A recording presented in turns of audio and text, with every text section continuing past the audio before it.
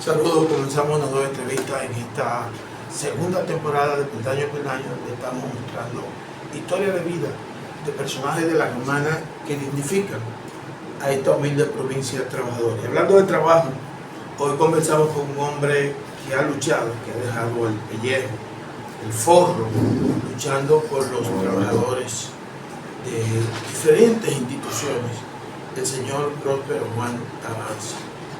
Próspero, hablemos en el día de hoy de dónde viene Próspero, quiénes son sus padres, cómo llega Próspero a la Romana y cómo inicia sus pasos en el área sindical. Primero agradecerte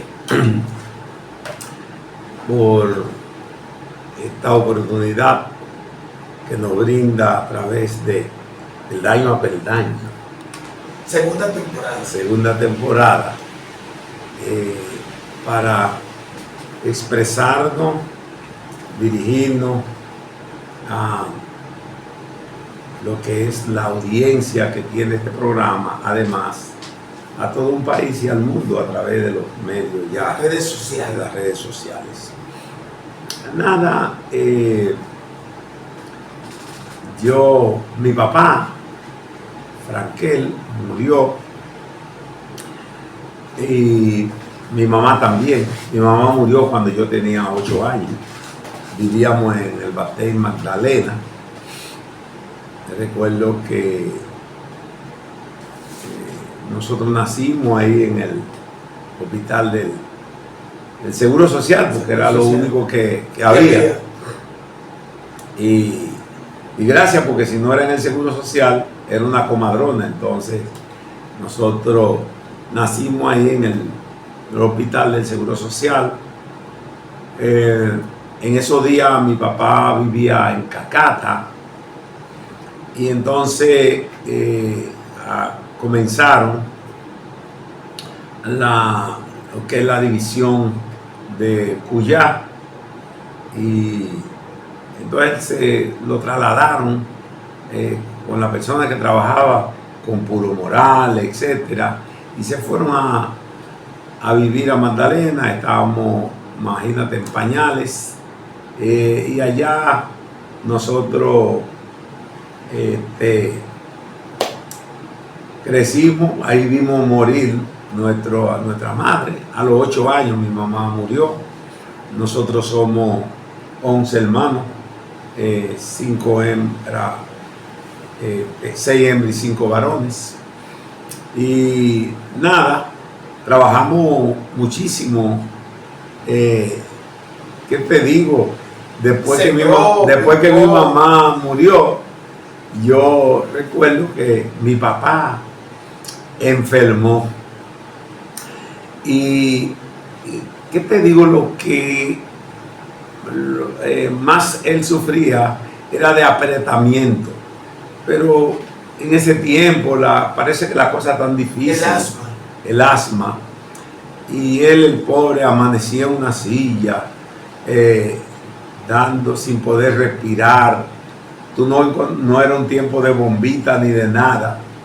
Lo que yo veía que le untaban era como mentol, Ceboflande, y etcétera.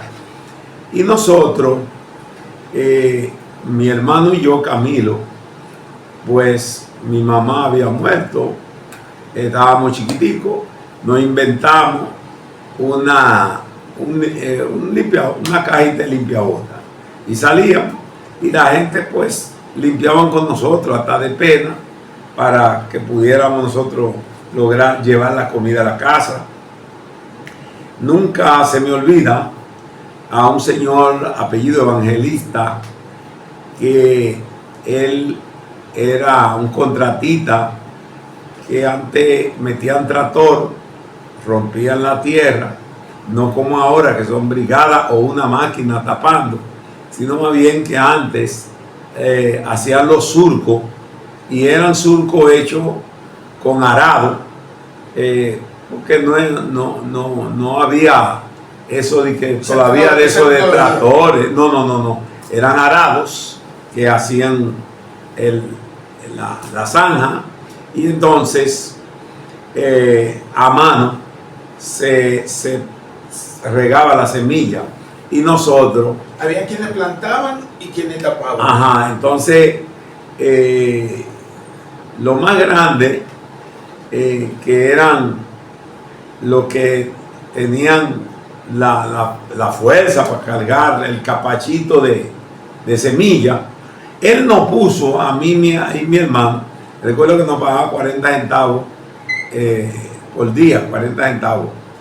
Y entonces él nos puso porque él sabía la situación, no se fiaban en eso. Y los más grandes, por entretenerse con nosotros, no era que nos hacían maldad, eran, ¿cómo se llama? Esa maldad que tú disfrutas de chistes. Una jocosidad. Cuando decían cambio, ellos le etericaban el cordel, le daban ni que por un lado para cambiar, y entonces el cordel cuando le etericaban, clavaban la estaca de lado y lado, y entonces eso tenía una mota, y debajo de cada mota se ponía.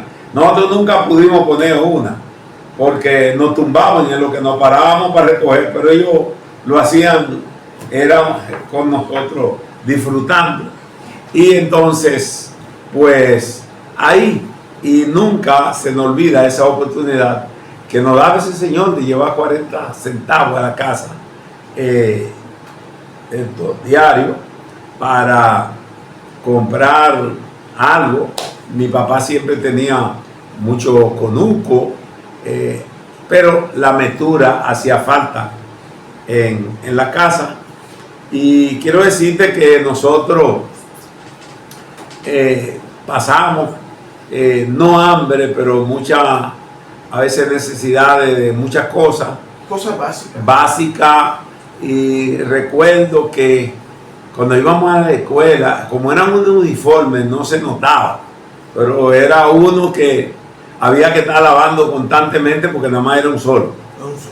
Y otras cosas que nosotros vestíamos, los zapatos de los más que dejaban los más grandes, los agarrábamos, pero si el chiquito tenía los pies grandes, andábamos cojeando porque nos apretaban los zapatos y no había forma.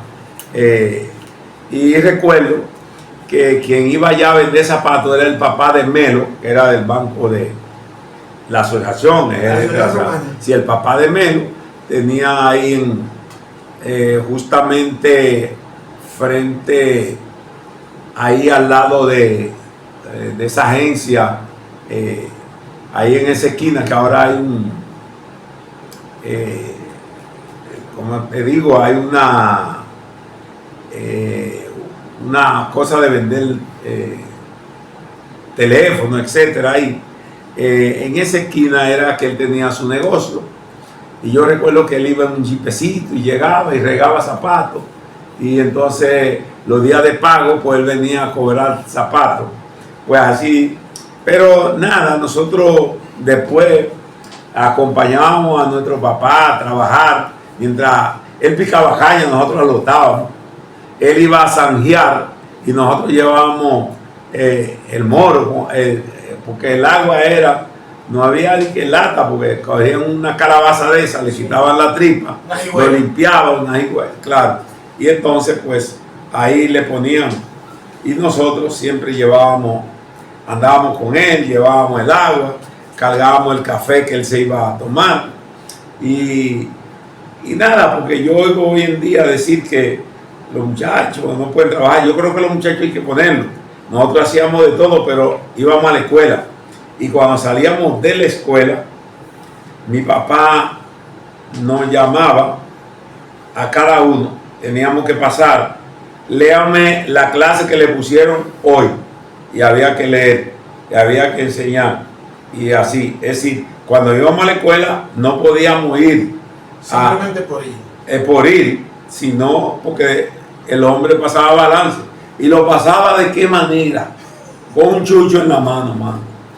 ¿Cuándo Próspero se da cuenta de esa vena sindical, de esa defensa del trabajador y del hombre que vende su fuerza de trabajo? ¿Cuándo se da cuenta? Bueno, mira, yo en realidad, yo recuerdo que un amigo amigo, yo digo un hermano mío, porque Samuel, éramos... Maquinita. No, nosotros nos criamos juntos en Magdalena y eran una familia, los Isaac, Adrián y ellos, su papá y mi papá trabajaban juntos, siempre vivían cerca. Cuando la mamá de uno salía, la mamá de la otra atendía a los muchachos. Y nos comíamos la comida uno al otro, tenían siempre conuco juntos, etc. Y entonces, él y yo, a la edad de ya de 15 años, arrancamos para el Batey Palo Bonito. Y allá nos pusimos a cargar, porque ya en ese tiempo llegó lo que eran la carreta, los tiros mecanizados, y entonces los John Deere regaban la carreta y lo ponían en una posición, y entonces ahí uno era carretero, pero no de buey, sino de tiro mecanizado. Entonces un día yo cargué un viaje como de 4 y más de casi 6 toneladas, y cuando va saliendo el John Deere, se enchivó y jalando, doblando, se desgranó y me fueron a buscar para que hiciera el transbordo de una carreta a otra. Y yo dije, y yo me voy a fajar ahora, Nueva vez. yo solo, porque cuando tú tienes 4 hombres pasándote y tú colocando, activando, no es nada. Pero tú solo fajaste paquete por paquete a pasarle a otro para poder. Y yo dije, yo voy a hacer eso. No. Pues mira, yo recogí mi cosita y le dije, mira Samuel, hasta hoy estoy. ¿Qué pasa? Me voy. Y vine para acá, para el pueblo. Mis hermanas vivían aquí, trabajaban. Hay 2 que vivían con Centralita, que era Verónica y Luisa, y Gracita, pero otra hermana mía que trabajaba en casa de familia en ese tiempo, pues yo dormía en casa de ella, mi comida, el otro, y yo saqué una cédula ya a los 16 años, porque antes se podía, y comencé entonces a trabajar. Pero mi primer trabajo fue aquí en el pueblo con el ingeniero Feitilao. Feitilao, Monjulio y el ingeniero Samuel Herrera y el ingeniero Borbón, ellos tenían una compañía constructora entre los 4. Entonces estaban echando un plato y yo llegué y me paré, no tenía trabajo y me fajé a ayudar a ligar, porque no había la ligadora, eran a mano, tirando palas. Y cuando tuve como 2 horas y después me fui, muchacho joven con mucha. Cuando yo me iba, el ingeniero Borbón me llamó y me dijo, ¿dónde tú vas? Yo le dije, para mi casa. Yo estaba dando. Me dijo, pero vean, ¿cómo para tu casa? Pero ya tú estás trabajando. Y me dijo, no, yo estaba ayudando. Él me dijo, no, si usted voluntariamente se fajó a ayudar, quédese ahí trabajando. Y me dejaron. Y entonces pues yo seguí, no me soltaron, yo seguí en construcciones. Y Monjulio y Feitilao nunca me aflojaron. Entonces Monjulio y Feiti son, pudiéramos decir, mi papá aquí, porque los padrinos. Todo lo que yo necesitaba, yo iba a donde ellos, mire, yo necesito para comprar, hasta ropa me daban para comprar. Entonces el papá de Feiti, Felipe Lao, que Dios lo tenga, don Felipe, él llegó un momento en que él averiguó y él conocía a mi papá, porque mi papá una vez trabajó, porque él era jutero, un papá trabajó con él, y entonces a Miche, él llamó a la casa y dijo, miren, Próspero y Miche ellos aquí deben, por la mañana que se desayunen, sáquenle comida al mediodía, y si hay que cenar también,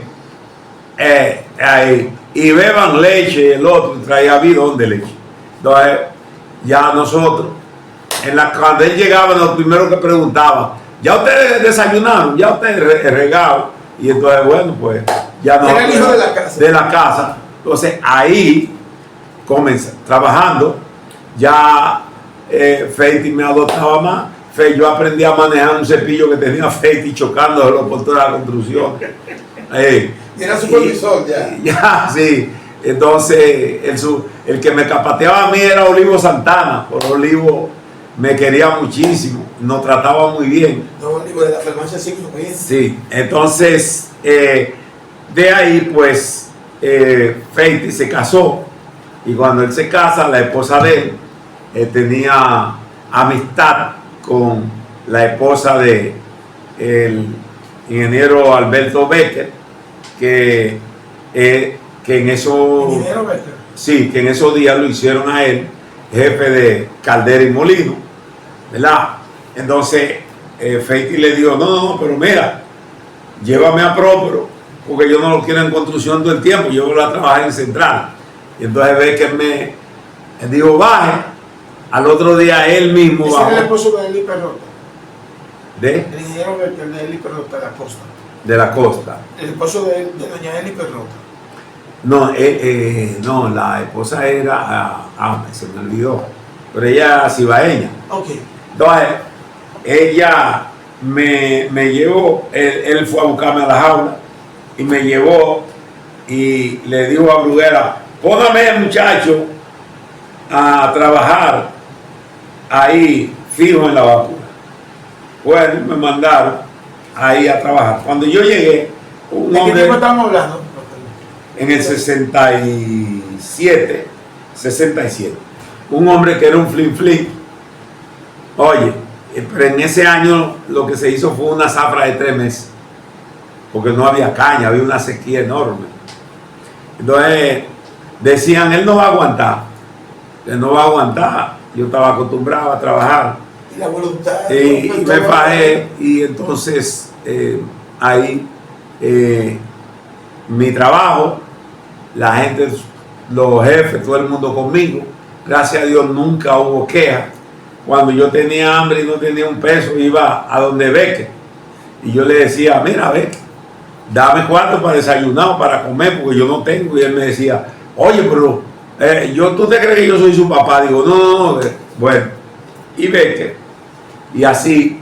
Entonces, cuando nosotros comenzamos ya después a hacer un trabajo en los 12 años en la clandestinidad, políticamente, la clandestinidad, y el trabajo, a mí me mandaron a votar como 20 veces, pero yo tenía uno en llave que eran los que soplaban a los jefes, y ellos decían, no, ese muchacho es bueno, me defendían.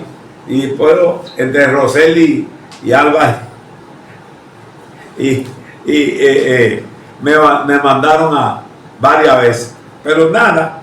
Y yo era muy amigo incluso de Álvarez, de todito esa gente. Yo era amigo de ellos, me llevaba bien, pero en ese tiempo el que decían que era caco caliente era para afuera, y después te echaban la policía atrás.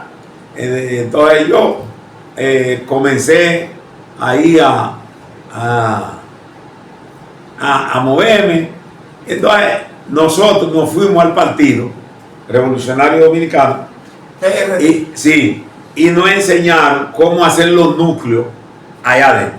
Entonces en Caldera y Molino estaba yo, Hugo de León estaba en Taller de Torno, Manuel Emilio Morales Milito estaba en Factoría, había el compañero Borges estaba en Fulfural, había otro compañero Moreno que ese estaba en mantenimiento, y así éramos un grupo que incluso estaba también José Diech, que trabajaba en depósito también. Y nosotros hicimos un trabajo político. De diferentes núcleos, y nos asesoraban el otro. Bueno, cuando llega el 78, entonces, que hay el movimiento ya que se podía hablar del sindicato, la CGT vino a organizar a los trabajadores porque la CGT había hecho en Los Bateyes un trabajo de más de 10 años de campo. Oye, y entonces nos reunimos. ¿Qué pasa? Que éramos muy en llave. Aquí había un señor llamado Maleno, que él era que estaba encargado, y él hasta dormía en mi casa, pero cuando él me dijo que teníamos nosotros que ser de la línea roja, y yo le dije, no, nosotros somos PRDistas. Además, para ser trabajador no nos pueden, y que nosotros sabíamos ya de la experiencia que había pasado del sindicato anterior, nos resistimos. A resistirnos, ellos nos sacaron el pie, nos dejaron solos, y ellos se agruparon con la gente del campo. Pues ese trabajo del campo, que no lo habíamos hecho, a pesar de que éramos batalleros, pero ya estábamos aquí. Llegábamos a la Guasuma y hay un tal Ticate, él nos sacaba para afuera. ¿Sabes cómo saca un perro para afuera? Sí. Nos empujaban para afuera del batey y nos sacaban. En 412, la Guasuma, un tal Inael nos sacaban para afuera. Ahí en el batey de Agua Blanca, ahí nos sacaban para afuera. Aquí en el batey que está pegado a cosa ahí, que ya ese batey lo desbarataron, Nigua. Ahí estaba Pedro José, también nos sacaban. En Magdalena se levantó un muchacho que se crió junto conmigo, que entonces a ese lo pusieron, Cali se llamaba. Pero lo que conocían, los trabajos sindicales, lo que conocían eran ustedes. No, ustedes habían hecho. No, nosotros hicimos, ellos sabían, porque ellos eran más formados que nosotros. Okay. Porque ellos lo llevaban a ellos a hoteles, a la capital. A los talleres. Y los talleres. Nosotros solamente nos enseñaron a hacer núcleo del partido, pero no teníamos nada de conocimiento sindical. Pero nosotros comenzamos el trabajo. Ahora, cuando se llama, ya hay condiciones que llaman a elecciones en los departamentos. Mi departamento votó por mí para delegado, porque yo tenía inquietudes. ¿En qué año es eso? En el 70 y... fue en el 70 y... final del 70... no, a principios del 78. ¿En el 78? Sí, en el 78. Yo salgo como delegado. Entonces, ahí entran los hermanos Osorio, ahí entra el doctor Porfirio Balcácer, pero que era que venía a la capital asesorando a nosotros. Y también mi gran maestro y asesor, Aníbal Mercedes Cote, que era hermano de Huilo, que era gobernador en aquel tiempo. Entonces, Aníbal era un hombre que sabía más que la punta del lápiz, y él fue que me enseñó. Muy versado. Sí, él y Felito Osorio me enseñaron a mí a preparar un pacto colectivo, a redactar el otro. Y Balcácer me hacía la nota de prensa y las cosas. Y cómo me enseñó cómo redactar y así. Ellos me ayudaron a formar, porque no teníamos... Balcácer era redactor de un periódico. ¿Quién? Balcácer venía de redactar un periódico. Bueno, Balcácer es un gran escritor. Claro. Y fue corrector de estilo de algunos periódicos, como el Diario, el periódico El Sol. Sí. Balcácer era un gran escritor. Y era un gran lector. Y un hombre serio, ¿sabes? Entonces él nos ayudó. En eso hubieron algunas crisis. Esa crisis provocó de que Balcácer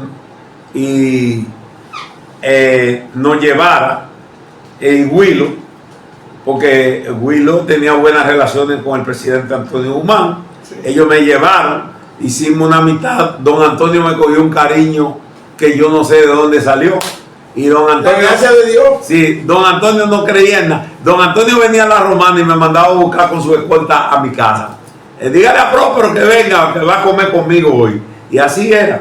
Entonces, muchachos, al fin, yo no le saqué mucho beneficio a eso.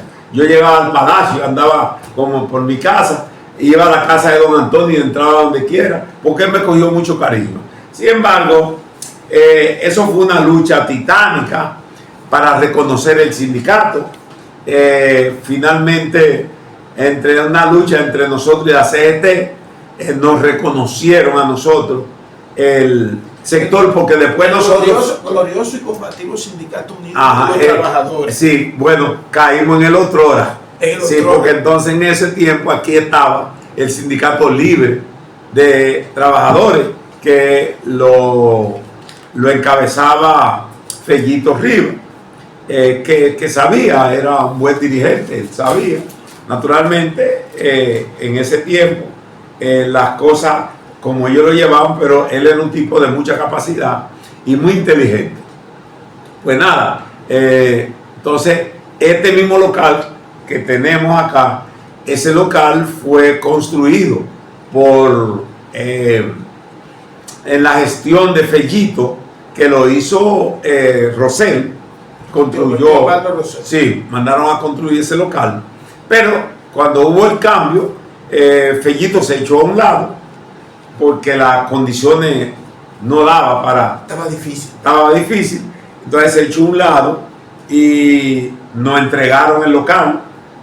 Papito Medina era el secretario de organización, Beltré, etc. Era un grupo de hombres serios y buenos. Beltré era un hombre muy serio. Estaba los Barreto era un hombre muy responsable. Ellos se reunieron y nos entregaron el local. Nos entregaron el local sin ningún conflicto ni nada. Y nosotros ahí comenzamos. ¿En qué año hablamos ya? En el 70 y ya en el 78. 78. Ya Antonio Guzmán presidente. Sí, ya sí. Ya próximo ya al 79, ya en esa, próximo al 79. En esa frontera. Sí, sí. ¿Cómo encara Próspero ya esa responsabilidad ya como sindicalista en ese momento? Bueno, yo tuve muchos problemas porque hubieron muchos sectores que venían a presionarme para que yo me dejara asesorar de ellos, muchos partidos, sobre todo los que llamados partidos de izquierda, a pesar de que me orientaron, porque déjame decirte, yo, la gente del MPD, yo tenía unas excelentes relaciones con ellos. Terminaron siendo PRDistas, ¿no? Por eso, la gente del Pacoredo, yo tenía excelentes relaciones con ellos. Entonces, yo siempre mi formación cristiana, pero yo no dejaba nunca, porque tenía esa inquietud y andaba, ¿verdad? Bueno, en eso yo me enganché a bomberos, y a los bomberos antes lo consideraban, y cuando aquí había una huelga y una cosa, a mí me mandaban dentro del fuego cruzado a llevar, ¿verdad?, los mandados y a llevar cosas a la gente, y yo iba como bombero, no me molestaban, o si no yo agarraba mi Biblia y salía y no me molestaban. Sí, y entonces yo iba y tenía ese. Sin embargo, nosotros entendíamos que una cosa era esa inquietud y otra cosa era convertir el sindicato. Y debo decirte, los hermanos Tilo Van de Hol y Luis Van de Hol, ellos son de la avenida. De la avenida ahí. Sí. Los dos vinieron a visitar y me dijeron, nosotros cometimos un error y nosotros el sindicato lo politizamos, no caiga en ese error de politizar el sindicato. Y entonces yo me llevé el consejo de ellos, y cuando vinieron los grupos a quererme, yo dije que no. Entonces me dijeron, pues nosotros te vamos a radiar y me tiraban volante en contra todos los días. Sin embargo, yo hice mi trabajo y debo decirle que logré terminando el 79, en el 79 logré el pacto colectivo con el mayor aumento que se ha visto en la Romana. Yo logré un 39% de aumento salarial. En el pacto colectivo. En el pacto colectivo. Yo logré recogerle la deuda a todos los trabajadores de Quiqueya Vieja, que le decían el barrio La Sardina, porque tenían tanta deuda atrasada que no podían, y yo logré recoger toda esa deuda a que la compañía la recogiera. Yo logré también la reposición de los 87 de pedido, ¿sabes? Y entonces se repusieron algunos, pero en su gran mayoría le dieron sus prestaciones. Pero ¿cómo prestaciones? Oiga bien, yo logré, o la directiva encabezado por mí, mira, que aquellos que a la hora de despidos, de su despido, tenían 10 años trabajando, lo liquidaron al doble, con 20 años. Con el 100%. Con 20 años. O sea, el que tenía 15, le dieron sus prestaciones con 30 años. O sea, en ese tiempo, nosotros logramos eso. Fue un avance revolucionario, porque gente que la compañía, sin embargo, nosotros logramos esa parte. Una pregunta, Próspero. ¿Cuándo Próspero logra insertarse en la OIT? Logró que muchos dominicanos quisieran estar y formarse en materia laboral. ¿Cuándo logra llegar a la OIT? Bueno, realmente no pudiéramos decir llegar a la OIT, sino nosotros lo que hemos tenido. Después, nosotros aquí estábamos afiliados a la UGTD, que la UGTD era la central sindical que respondía a los intereses políticos del PRD. La UGTD después cayó en desbandada y nosotros entonces nos afiliamos a la CNTD. Y en el primer congreso que yo voy a la CNTD, para mi sorpresa, es que cuando están presentando la plancha ya, sin consultar conmigo, Mariano Negrón, candidato a secretario a presidente, y Próspero Juan, no, a secretario general, y Próspero Juan, secretario general adjunto. Oye, un campesino. No sabía. Bueno, me eligieron, y bueno, está. En esos días, Mariano tenía que ir a la OIT, y se pasaba un mes y pico en la OIT, y muchísimos viajes, y yo comencé a incursionar, ya él fuera, y entonces yo tenía el timón, y yo viajaba todos los días a la capital, y entonces ya en esa relación pues me fui complementando. Naturalmente eso fue, ahí entonces comenzamos nosotros a tener una relación amplia con la Fundación Frederick de Alemania, ahí con la Fundación Frederick, entonces me mandó a Costa Rica a estudiar en el Centro CEDAL La Catalina. Allí yo conocí a los grandes líderes políticos que eran amigos de Peña Gómez, porque en ese tiempo, en esos años, el único sitio donde no había riesgo para los altos dirigentes era precisamente en Costa Rica. Y luego que vine de Costa Rica, acabando de llegar, hicieron una asamblea en la Junta del Banco de los Trabajadores, y entonces me llama Hugo de León, acabando de batir el avión, y me dice: mira, tú eres miembro del directorio ejecutivo. Y yo le dije: ¿qué es esto? No, allá la Junta eligió a 7 miembros del directorio ejecutivo del Banco de los Trabajadores y el presidente, y tú eres uno de los miembros del directorio.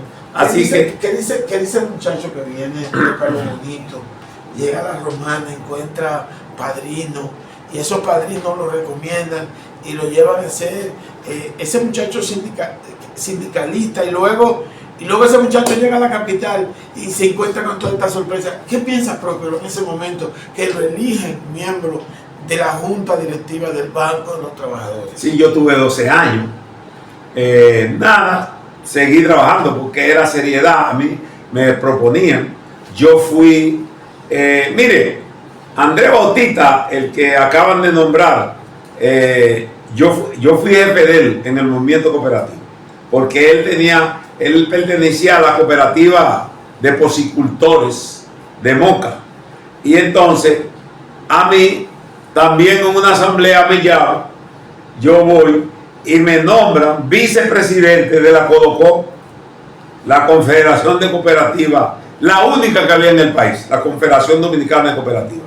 Entonces, ¿qué pasa? Yo estaba ahí, vicepresidente, hubo un problema, entonces la asamblea, convocan la asamblea, destituyeron al presidente y me nombran a mí como presidente interino de la CODOCOP, imagínate.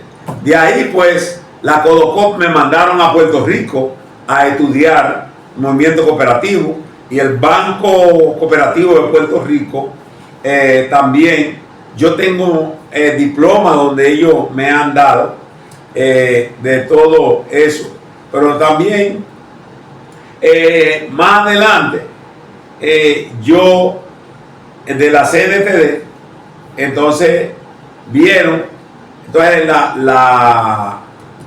me llamó el agregado laboral de la Embajada Americana y me dijo, mira, ¿a ti te interesa viajar a los Estados Unidos? Yo le dije, bueno, sí, pero me dice, mira, nosotros estamos, usted lo vamos a mandar para un programa especial a hacer unos cursos a varios estados. Y yo le dije, bueno, pues déjame, pero yo estoy loco porque imagínate, yo nada más oigo hablar de americano, pero yo le dije, dame asesorarme. Y el hombre tuvo 3 días preguntándome. Después yo le dije, me dijo, mira, es que se va a pasar el tiempo. Y yo, está bien. Y me dijo, llévame tu pasaporte. Entonces me pagaron todo, me dieron mi visa y de todo. Y en realidad yo fui a hacer esos cursos en los Estados Unidos. Más adelante, entonces, me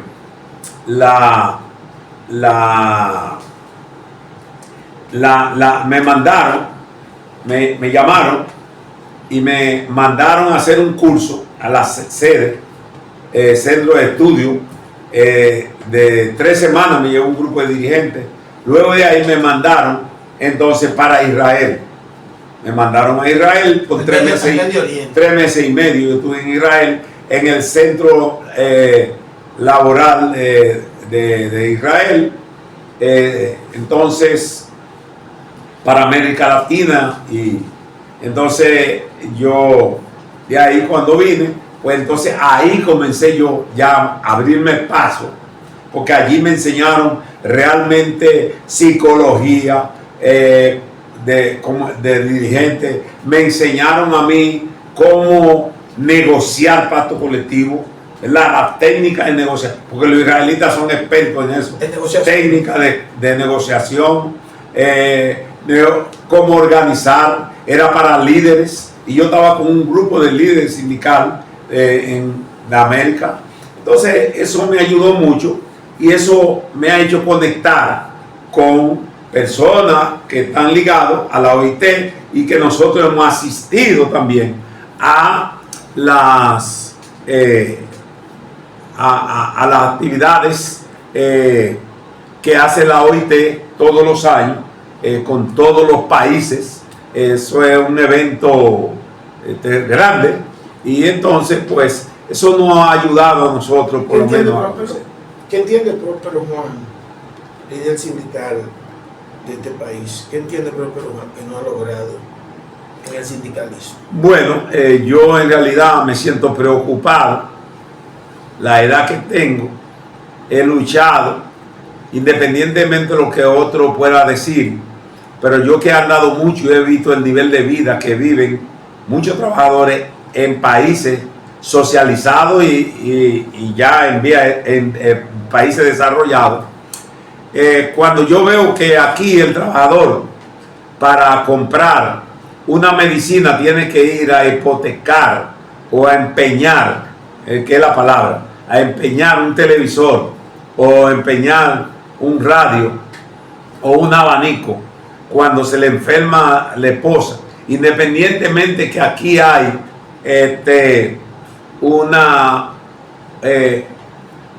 vamos a decir, una ley que crea un sistema de la seguridad social, todavía nosotros estamos muy lejos de recibir un servicio eficiente que garantice por lo menos, vamos a decir, el 70% que nos garantice, porque la verdad es que cuando yo veo que en pleno siglo XX, que nos tienen que dar a nosotros 9,000 o 13,000 pesos para el año entero para medicina ambulatoria, y que la gente cuando lo consume anda entonces volviéndose loco. Hay gente que debe más de 1 millón de pesos porque han tenido un familiar con una situación sumamente seria. Entonces, cuando yo veo eso y veo que la gente, oiga bien, cuando yo negocié el pacto colectivo en 1979, mi primer pacto colectivo, nosotros negociamos 4 personas para pasar comida allá e hicieron ese puente. Sin embargo, esos pasadores hubo que eliminarlos porque al cabo ya de 10 años atrás ya no había nada que pasar y la gente iban y se sentaban y tuvieron que liquidarlo porque la gente cobra dinero pero no le alcanza para llevar comida o para que le manden comida. Entonces la inflación se ha llevado la vida.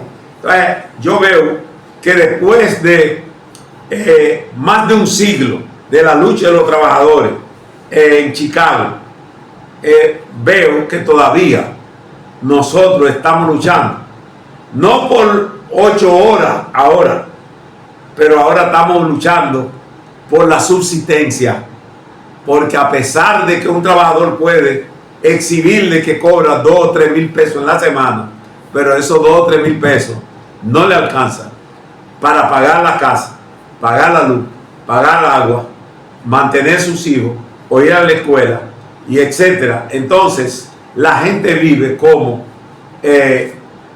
sobregirado, la gente vive con mucho lío y no tenemos independencia, porque si tú buscas el 95% de los trabajadores, aunque puedan muchos de ellos tener una casita, pero no tienen un cheque para decir, si me enfermo, de ahí yo voy a sacar para comprar una medicina.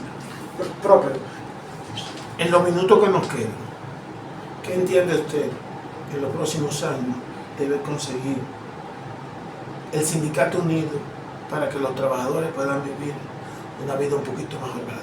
Y con eso finalizamos. El problema del país no es el problema no es del Sindicato Unido, es un problema del sistema en el país. Político. Cuando el propio Banco Central dice que la canasta familiar está en 45,000 pesos, sin embargo, te está el Comité Nacional de Salarios te está aprobando salarios de 17,000 pesos, de 15,000 pesos. Entonces, de 45 a 15 son 30,000 pesos de diferencia. Entonces, lo que significa que no hay una realidad. Es como mucha gente que sale por ahí, le gusta una cerveza, se beben 3 y dice que están ricos. Tan ricos porque se bebieron 3 cervezas, se sienten bien, pero son pobres. Y algunos que son millonarios, pero viven como los pobres porque siempre están gritando y no aprovechan para sí lo que tienen, ni tampoco hacen algo por lo que no tienen. De modo que yo pienso que el problema de los trabajadores todos los días se pondrá más difícil. ¿Por qué? Porque los trabajadores ya han perdido la oportunidad. Hubo un tiempo que habían 12 cuando se hizo el código nuevo, habían 12 diputados que eran dirigentes sindicales. Pero al día de hoy lo han chapeado todo. Y un dirigente no va a llegar a ser diputado, porque tú no vas a ir allí a agitar por salario. No lo permiten. Nosotros los trabajadores, también cuando tenemos la oportunidad, no votamos por un diputado obrero, preferimos votar por uno porque nos da un picapollo o nos da una cerveza y decimos, ¿a qué le cojo? O es muy duro, no camina, pero no sabemos. No es caminar, no es darnos una cerveza. Caminar no es darnos un picapollo o regalarte 50 pesos. Eso en realidad es jugar con tu necesidad. Yo creo que caminar es una persona que tenga principios y que tenga conciencia y la buena voluntad para que al llegar a un lugar que te represente y que lo haga dignamente lo haga. Hoy en día se está luchando el sector empresarial para quitar las prestaciones laborales, pero nosotros los dirigentes sindicales no hemos plantado en dos patas. Pero tú te imaginas que aparecieran gente, no hace falta gente que quisieran torcerse, pero hay otros que lo estamos acechando, como los piches acechan los corredores. Entonces, hacerle agua a mitad del camino. A mitad del camino. Entonces, no aceptamos de que nadie venga a jugar con las prestaciones, porque tú le trabajas 40 años y 50 años en una empresa, tú eres socio, tú no eres socio. Lo único que tú tienes, y eso es como el trabajador no puede ahorrar. Oiga bien, la gente lo único que dice, bueno, pues si me liquidan, yo cojo esos chelitos para resolver un problema, porque el trabajador no tiene ahorro, no tiene nada. Su única esperanza es la prestación laboral. ¿Y cómo tú vas a venir ahora a decirme que hay que quitarlo para poner un fondo de compensación o que cuando no haya empleo? ¿De dónde tú me vas a venir con ese cuento? Oye, ¿y cuánta empresa? Pero déjame con lo que la gente ahorra, ahora con lo que la gente le toca de liquidación, ahora continuas con un fondo a ellos. No, y muchas empresas, si ellos mismos después dicen que están quebrados y desaparecen para no pagarle las prestaciones a la gente. Y si ya no hay prestaciones, además, nadie tendrá, yo lo estoy diciendo a los trabajadores, nadie tendrá, oye, un servicio de salud, porque es una carga que ellos entienden que tienen.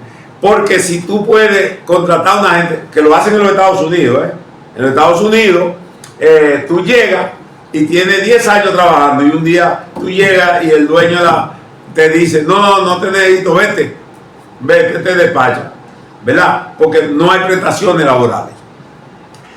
No hay que llenar. Entonces, aquí el día que no haya prestaciones laborales, nos van a votar todos los días en un trabajo diferente, no una semana aquí, otro allí. No habrá una estabilidad, pero tampoco es bueno decirle a ellos, como yo vi que dijo Milton Ray Guevara, no habrá paz laboral ni estabilidad en los centros de trabajo. Por ello, es necesario que las empresas progresen, pero también tienen ellos que pensar que los trabajadores también necesitan una mejor vida, porque sin trabajador no hay empresa. No hay empresa sin trabajador, pero mucho menos hay trabajador sin empresa. Entonces, las dos cosas tienen que andar de la mano.